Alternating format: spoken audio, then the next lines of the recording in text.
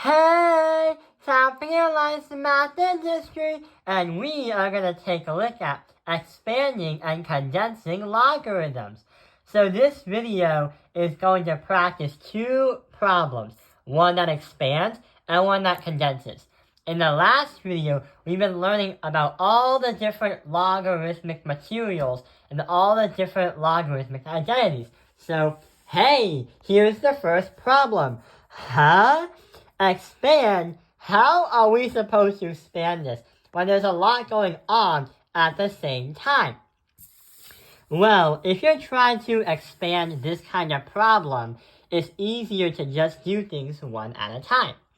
And what we can do about that is try to take a look at one log for each variable and then continue it on.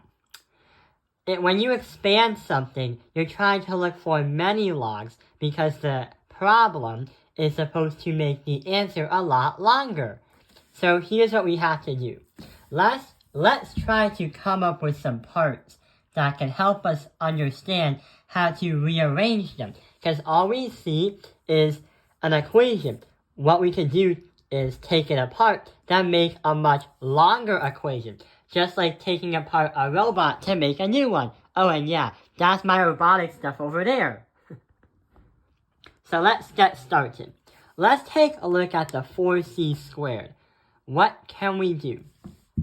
Well, when it goes from the log to 4c squared, that can transform to 2 log 4c.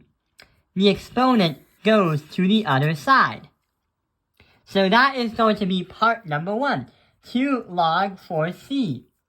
So we can check that off the list. What about the next one? The logarithm of the radical d. Let's see what happens. The log of radical d. We can transform that into saying 1/2 of log d. The reason why is square rooting and saying 1/2 is the same thing. So here is part number 2. So part number 3 is going to be under the divisor sign, meaning that there's going to be a negative right under everything up here.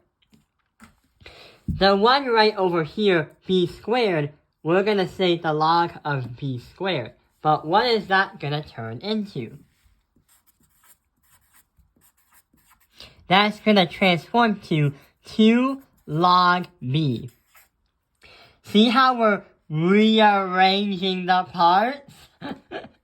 And the last one is going to be the log of parentheses e minus 1. Let's see what we can do. The log of parentheses e minus 1. We can't really do anything because that's to its simplest form, but that part that we're using is going to be easy to do just log e negative 1. And when we're talking about parts, if you're on our Vex Robotics team, do you need flex wheels for next year's game? Because it's going to be posted in next week. Because flex wheels are like a certain part in the game that robotics teams need in order to use grip and grip onto things. So, we have all the parts right over here.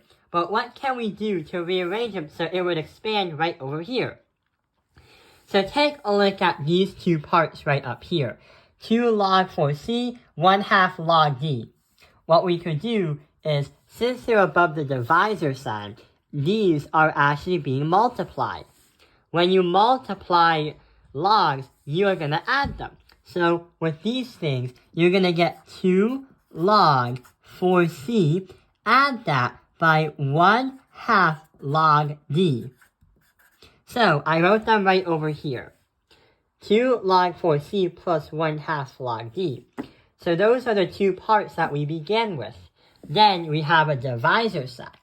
That is supposed to be a part 2, but which turns into a negative. Then you have a 2 log b and a log parentheses e minus 1. So we're going to say 2 log b, and we're also going to say plus log parentheses e minus 1. But even though we have a much larger equation, we're not done yet. We still have to deal with that negative. So, if you were to put everything in parentheses, that negative is going to go here, and that negative is also going to go there. So in reality, the second part of the system, or the second group of parts in the system, is 2 negative log b minus that by log e minus 1. So that's what's going to happen. Because there's a negative, and we're going to distribute it so it looks like this and that. So that is how you expand a logarithmic equation, or a logarithmic expression. What we just did is we gathered all the variables, turned them into parts, then we rearranged the parts so we can play around them to make an expanded equation. But what about the one where we have to condense it? Sometimes mathematicians want to make things simpler than it is. So, what do we have to do? Yeah, we have to condense a problem down. So right over here looks like an overloading expression for a logarithmic equation, or a logarithmic expression. What do we have to do? Yeah, before we start doing anything, we have to find out what the parts are. So, about the parts, the first one is 1/2 of log A. So we're going to put 1/2 of log A right over here. 1/2 of log A.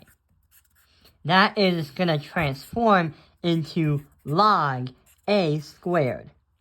So that is going to be part number 1. Part number 2, there's a divisor sign. Not a divisor, there's a subtraction sign. So we know that we have to subtract it all out, or divide it all out. Then we have log B and log C. And since we have the line of -2 right here, we're going to keep it as 2 because that subtraction sign is going to be for that. We're going to keep it as 2. So that would affect everything else right over here. Log B is going to transform into just log B. But it's going to stay as B squared because there's a number 2. And then we have log C, and then that's going to transform into just log C. But then it's going to have a 2, so it's going to be squared. Yeah, we have all the parts now. What are we going to do now? Now we have to rearrange all the parts. So let's get started. The 1/2 log A is going to be just log A squared. When you condense a logarithmic expression, it's going to have just one log.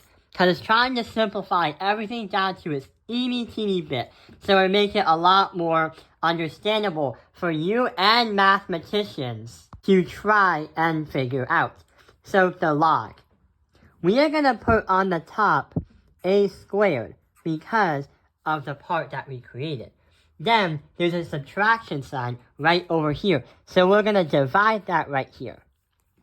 But since we have a log B plus log C, we're going to have a B and a C because that's on the bottom of the divisor sign. But don't be mistaken by the logs B and C. There's a number 2 over there. So what we're going to do is put a 2 here and a 2 here because the parentheses is going to change here and change right there. So yeah, here is our simplified logarithm that we have condensed. I hope this video has helped you understand practicing on expanding and condensing logarithms. Thank you for watching Top Airlines Math Industry. Like and subscribe.